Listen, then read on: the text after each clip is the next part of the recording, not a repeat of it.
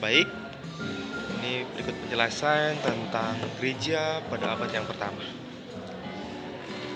Asia adalah benua terbesar dan terpadat di dunia, sekaligus tempat lahirnya agama-agama besar seperti Hindu, Buddha, Islam, Konghucu, hingga Kristen. Gereja di Asia memiliki perjalanan sejarah yang unik, berbeda dengan perkembangan di Eropa atau Amerika. Meski Yesus Kristus hidup, mati, dan bangkit di wilayah Asia Barat, penyebaran iman Kristen di seluruh benua Asia berlangsung melalui perjalanan yang panjang, perjalanan yang penuh tantangan, perjalanan yang penuh pengorbanan, namun juga penuh buah yang luar biasa. Saat ini, Asia menjadi rumah bagi lebih dari 350 juta umat Kristen. Meskipun persentase keseluruhan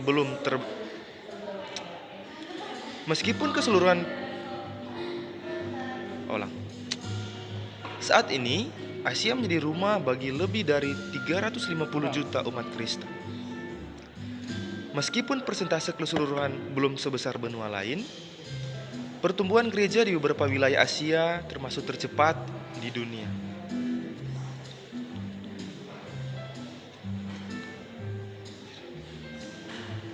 Nah, awal mula jejak terawal penyebaran iman di Asia. Banyak yang mengira agama Kristen datang ke Asia hanya lewat misionaris Eropa zaman kolonial. Padahal jejak gereja di Asia sudah ada sejak abad pertama Masehi. Abad masa rasul-rasul. Setelah peristiwa Pentakosta, murid-murid Yesus tidak hanya bergerak. Masa rasul-rasul. Setelah peristiwa Pentakosta, murid-murid Yesus tidak hanya bergerak ke barat menuju Eropa, tetapi juga ke timur. Nah, Rasul Thomas, menurut tradisi kuat, Rasul Thomas berlayar menuju India sekitar tahun 52 Masehi, dan ia memberitakan Injil di pesisir Kerala, mendirikan jemaat yang kini dikenal dengan gereja yang disebut Santo Thomas, salah satu gereja tertua di dunia yang masih bertahan hingga hari ini. Rasul Matius dan Bartolomeus dipercaya melayani di wilayah Asia Tengah hingga India bagian utara. Kota-kota seperti Efesus, Antioquia, dan Kolose yang kini masuk wilayah Turki menjadi pusat gereja mula-mula. Nah, di Antioquia, murid-murid Tuhan pertama kali disebut Kristen, yang terdapat pada Kisah Para Rasul 11 ayat 26. Kemudian kita masuk pada gereja Asia Tengah dan jalur sutra. Melalui jalur sutra, ajaran Kristen menyebar ke Persia, Asia Tengah, hingga masuk ke Tiongkok pada abad ke-7. Dikenal sebagai ajaran Jingjiao.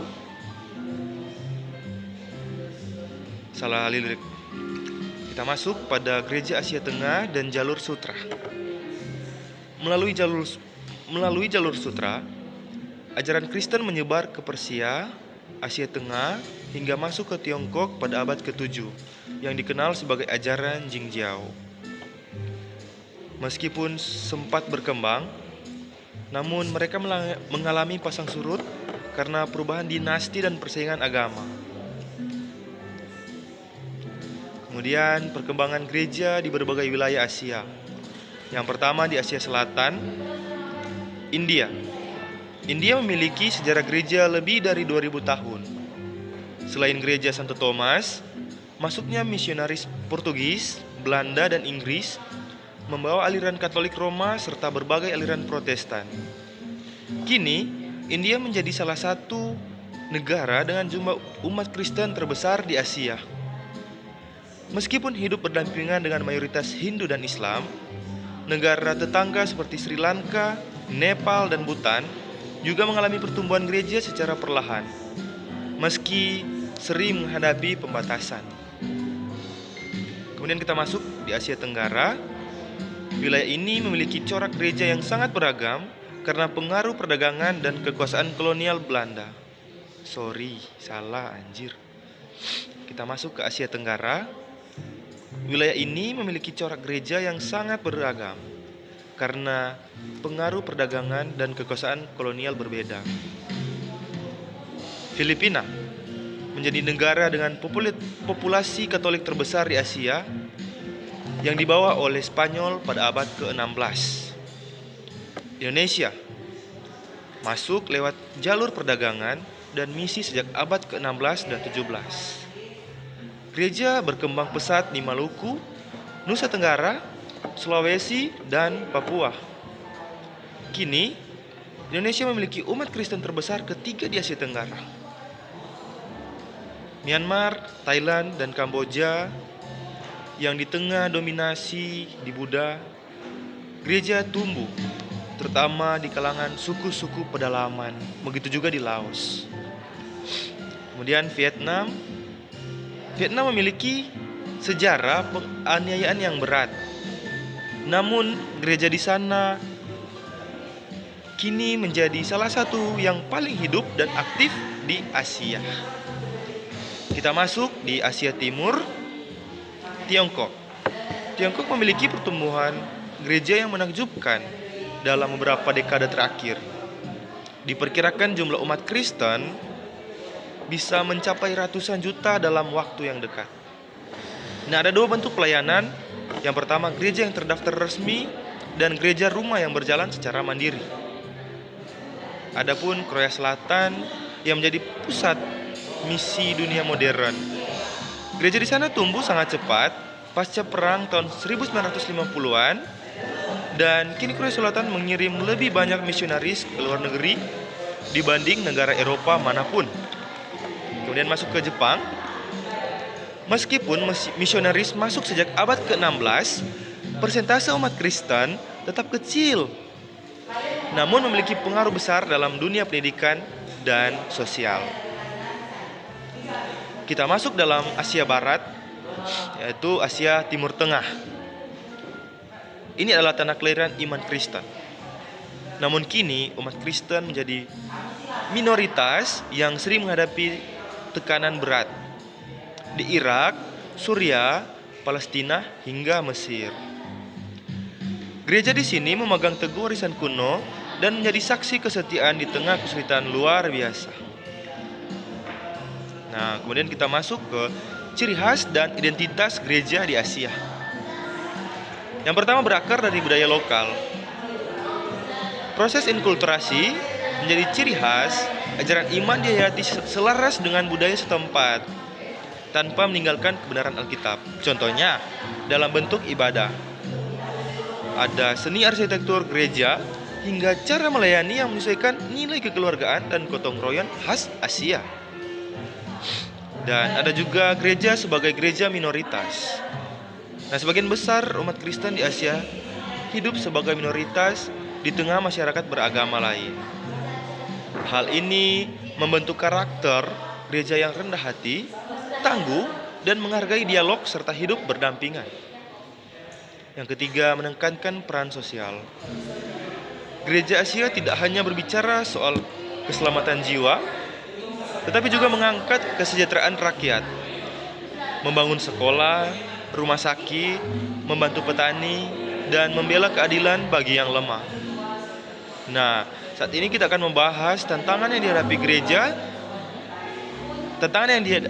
gereja Asia pada masa kini. Perjalanan gereja tidak mulus dan tentu menghadapi beberapa tekanan. Tekanan utamanya adalah keterbatasan kebebasan beribadah. Nah, dalam sejumlah negara, pembatasan pendirian gedung, pelayanan, dan pengajaran masih sangat minim. Di situ pengaruh agama lain dan sekulerisme harus berdialog dengan agama besar lain serta menghadapi arus modernisasi yang menggeser nilai spiritual. Nah, kemiskinan dan kesenjangan banyak wilayah Asia yang masih tertinggal menjadi panggilan pelayanan yang besar sekaligus yang berat. Nah, ada juga pengaruh budaya asing. Risiko meninggalkan identitas demi meniru gaya gereja yang belum tentu cocok bagi kita. Banyak di kota Manado sini yang masih tergiur dengan aliran-aliran gereja yang lain yang mereka anggap modern, namun belum tentu kita terima, belum tentu iman kita terima, hati kita terima terhadap aliran tersebut. Nah, harapan gereja pada masa depan yaitu, meskipun banyak sekali tantangan, namun gereja di Asia memiliki banyak sekali harapan yang besar. Harapan gereja yaitu menjadi sumber harapan dunia. Saat gereja di beberapa benua lain mengalami penurunan jumlah, Asia justru menjadi pusat pertumbuhan yang pesat, yang luas, yang banyak.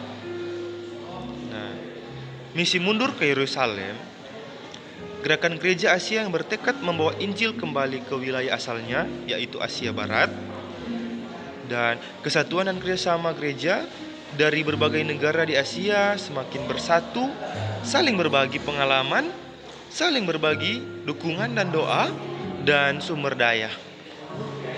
Dan mereka menjadi saksi kasih, melayani bukan dengan kesukaan, bukan dengan kekuasaan atau kemewahan, melainkan dengan kasih yang rendah hati sesuai dan teladan Tuhan Yesus Kristus.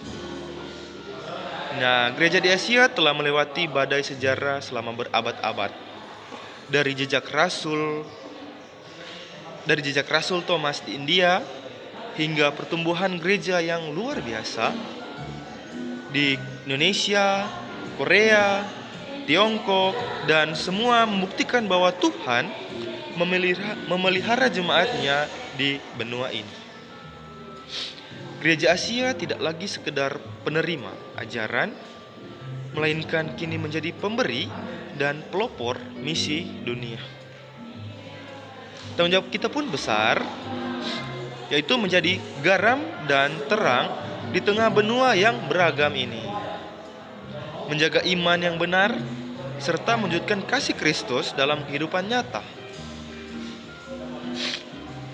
Nah, demikian penjelasan saya tentang tugas sejarah gereja, tugas ujian akhir semester dari saya Van Kriswaluyan, mahasiswa Ilmu Pendidikan Kristen, Pendidikan Agama Kristen, Institut Agama Kristen Negeri Manado, semester 2 kelas C telah selesai. Terima kasih. Tuhan Yesus memberkati kita semua. Shalom.